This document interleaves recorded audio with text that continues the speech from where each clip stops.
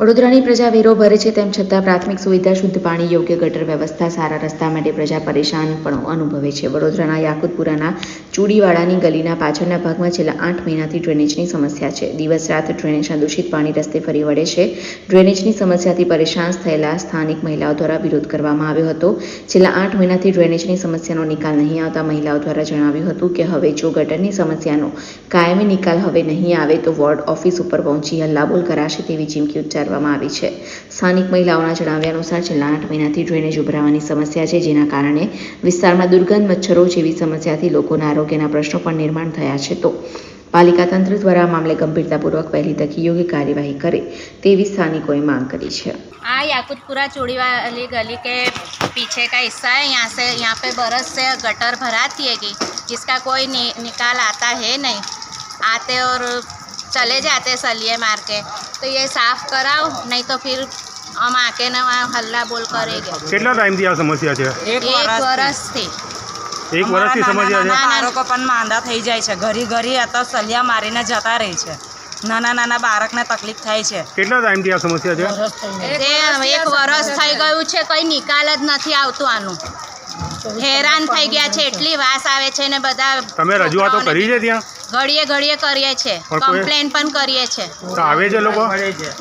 કોઈ આવતું નથી, આઈને અધર સળિયા મારીને જતા રહે છે. 10 વખત કમ્પ્લેન કઈ નિકાલ આવતો? એક વખત સાફ કરવા આવે એ પણ સળિયો મારીને જતા રહે છે. એ કમ્પ્લેન સાફ કરતા નથી ને અહીંના મોહલ્લાના બધા છોકરા બીમાર થઈ ગયા, રસ્તો બંધ થઈ ગયો, આવવા જવાનો રસ્તો બંધ, આખો દિવસ પાણી નીકળે છે. તો તમારી શું માંગ છે? ગટરમાં શું પ્રોબ્લેમ છે અમને ખબર નથી, ખાલી સળિયો મારીને જતા રહે છે અને 2 દિવસ બી નહીં થતા ને પાછી ભરાઈ જાય છે. એવું જ ચાલે છે? કાયમ સાબરમતી જેવું રહે છે. તો તમારી શું માંગ શું છે હવે? અમે સાફ નહીં થાય તો વોર્ડ ઓફિસ જઈને અમે હલ્લા બોલ કરીશું. આઈને સાફ કરી જાય ને કાયમની આ ઝંઝટ નીકળી જાય. बस हमको यही प्रॉब्लम है कि ये जो पानी जाता है इधर बाजू रात दिन का पानी ये निकलता ही रहता है गटर का. इतनी गंदी बास आती है, हमारे से ना रहवा, हम ना रह सकते ना सो सकते, बच्चे बीमार हो गए, इतनी गंदी बास आती है. पूरा दिन, पहले तो रात में निकलता था, शाम को पानी आता था, अब तो पूरा दिन निकलता रहता है.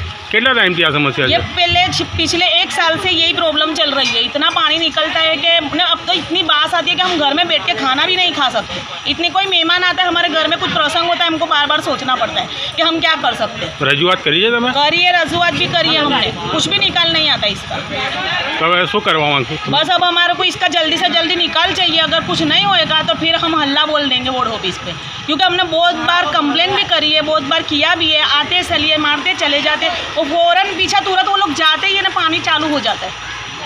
हमको ये निकाल चाहिए, जल्दी से जल्दी इसका निकाल चाहिए, क्योंकि अब हम पूरा बिल्कुल कंटाल ज गए, हम लोग एकदम थक गए. ये गंदगी से इतना रास्ता भी पूरा बंद हो गया है. अच्छा, पत्थर इतने गंदे हो गए, ऊंचे नीचे पत्थर है. पत्थर का भी हमने इतनी बार अर्जी दी है, कोई गली में अभी आता नहीं, कोई बताता नहीं, कोई कुछ करता ही नहीं है. आते देखते चले जाते, फिर बाद में कोई भी नहीं आता. बच्चे गिरते और गाड़ी वाले भी गिर जाते हैं, पत्थर ऊंचे नीचे. कितनी गंदगी देखो, तुम देख सकते हैं ये कितनी गंदगी है. इधर बाजू पे देखो, ये पूरा रास्ता ही नहीं है. हम इधर से अगर हमको जाना होता है तो हमको ऐसे अब ये बुजुर्ग लोग कैसे जाएंगे? हम तो फिर भी इधर से चले जाएंगे.